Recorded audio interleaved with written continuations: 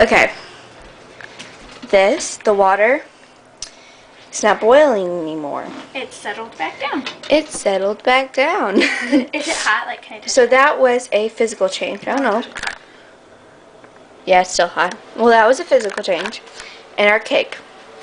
Our cake is baked. Okay?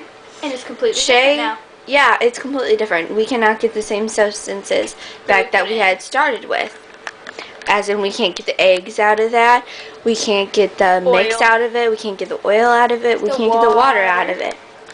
It's all Shay one- kind of made it uneven, so it's a Sorry, little guys. like crackety right there. It's all one big thing. The cake, chocolate cake. So all those together created a new substance. Therefore, a chemical change happened.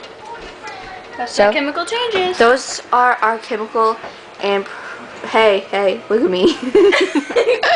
Those are our chemical and physical changes. I'm Shay, and that's Caitlin. I'm Caitlin.